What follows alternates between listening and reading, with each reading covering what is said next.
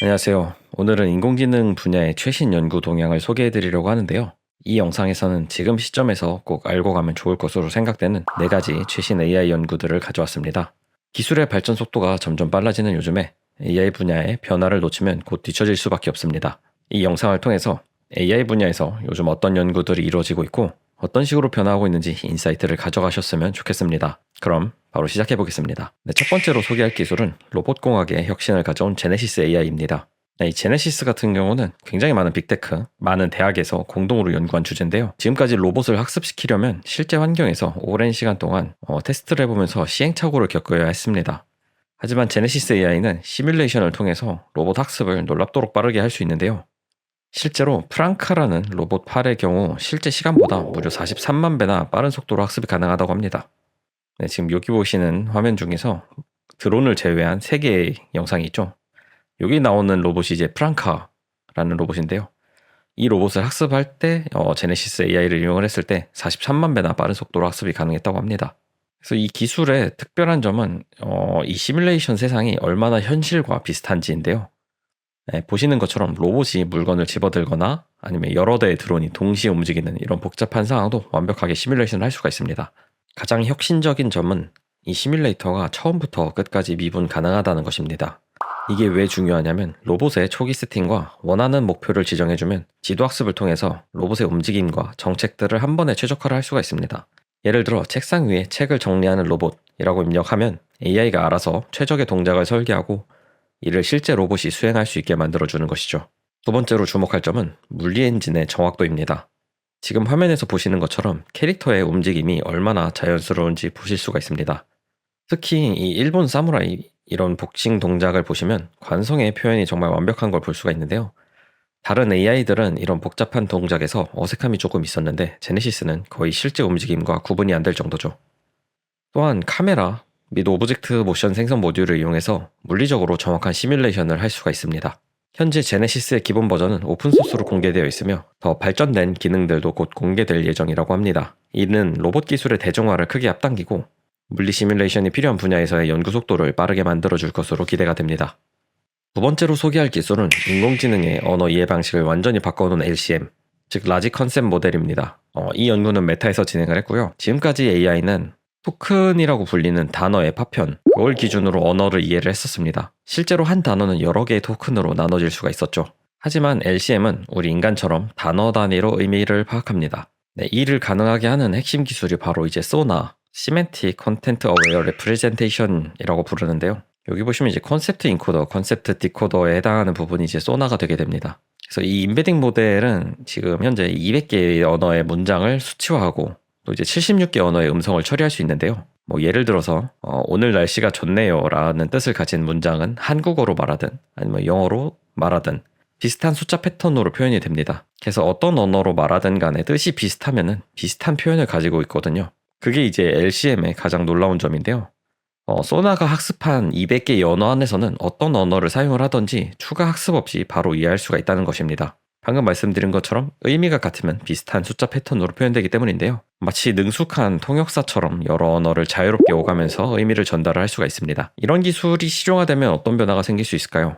예를 들면은 한국어로 진행되는 강연을 여러 나라 언어로 실시간 통역하거나 다양한 언어로 된 문서를 자동으로 요약하는 것, 번역하는 것이 가능해지겠죠. 더 나아가서 음성과 텍스트 간의 자연스러운 변환도 가능해져서 전 세계의 언어 장벽이 크게 낮아질 것으로 기대가 됩니다. 또 이런 모델이 메타에서 개발하는 오라이언, 거기에 들어가게 되면은 실제로 상대방이 어떤 언어로 말을 하던 간에 내 귀에는 한국어로 들리게 할 수가 있겠죠. 세 번째로 소개할 기술은 언어 모델의 정보 처리 방식을 개선한 CAG, 캐시 어그멘티드 제너레이션인데요. 지금까지 AI 챗봇, 또 이제 AI 어시스턴트들은 여러분들이 많이 들어보셨을 RAG, 리트리버 어그멘티드 제너레이션 방식을 사용을 했었는데 이는 마치 도서관에서 매번 책을 찾아보는 것처럼 질문이 들어올 때마다 관련된 정보를 검색하고 그걸 이용해서 답변을 생성하는 방식이었습니다. 이 방식은 검색하는 데 시간이 걸리기 때문에 답변할 때까지 시간이 오래 걸리기도 했고 만약에 검색을 관련 없는 정보를 찾아오게 되거나 아니면 검색했을 때 정보가 없을 경우에 답변의 퀄리티가 매우 엉망이었습니다. 하지만 CAG는 자주 사용하는 정보를 미리 AI의 기억 장치에 저장해두는 새로운 방식을 제안을 합니다. 여기 보시면 이제 날리지 캐시라는 게 있죠. 이게 답변에 필요한 정보들을 모두 미리 캐시에 올려놓는 것입니다. 마치 이제 학생이 시험 보기 전에 중요한 내용을 미리 머릿속에 정리해두는 것처럼 AI도 필요한 정보를 미리 준비해두는 거죠. 이 방식의 가장 큰 장점은 속도인데요. 실제로 응답 속도가 RAG에 비해서 최대 40배까지 빨라졌으며 정보를 찾는 과정에서 발생할 수 있는 오류도 크게 줄이게 되었습니다. CAG는 특히 시험 범위가 정해진 교과서처럼 특정 분야나 제한된 양의 정보를 다룰 때 가장 효과적인데요. 알고 있어야 될 정보의 양이 모델이 입력 가능한 컨텍스트 길이보다 많으면 의미가 없게 되겠죠. 최근 언어 모델이 입력 컨텍스트의 길이를 적게는 16만 개에서 많게는 100만 개까지 가져갈 수 있게 되면서 이런 CAG 방법론이 가능해지게 됐는데요. 컨텍스트 자체를 많이 입력할 수 있으니까 답변에 필요한 정보들을 아예 그냥 언어 모델의 뇌인 KV 캐시라는 데다 올려둔 것이죠. 이런 식으로 앞으로 AI 기술이 발전하면서 더 많은 정보를 미리 저장하고 처리할 수 있게 될 텐데 이거는 AI가 더 빠르고 정확하게 우리의 질문에 답변을 할 수 있게 된다는 뜻이죠. 네, 마지막으로 소개할 기술은 AI 이미지 생성에 큰 영향을 미친 플럭스, 다들 아시죠? 그 플럭스의 1.58비트 버전입니다.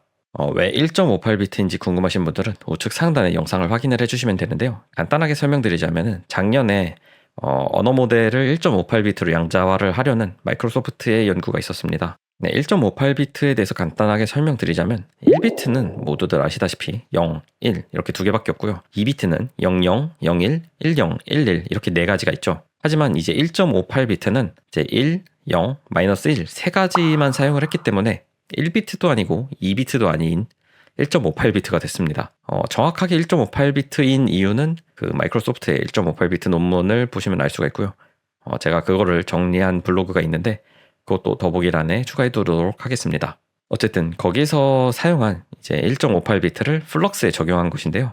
네, 이런 연구를 한 이유를 살펴보면은 달리3나 스테이블 디퓨전 3.5 애초에 플럭스 같은 모델도 보시면 알다시피 이미지 퀄리티가 굉장히 좋긴 하지만 파라미터의 개수가 수십억 개, 많게는 수백억 개가 될 수도 있잖아요.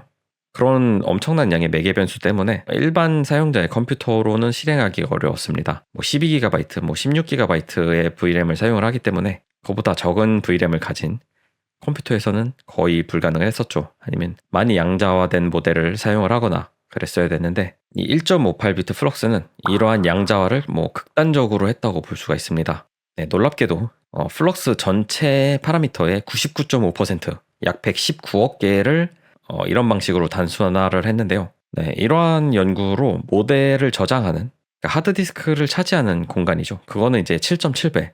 그 다음에 이제 추론을 할 때 이미지를 생성을 할 때 필요한 메모리의 양은 5배 이상 줄어들었다고 볼 수가 있습니다. 네, 성능 테스트 결과도 인상적인데요.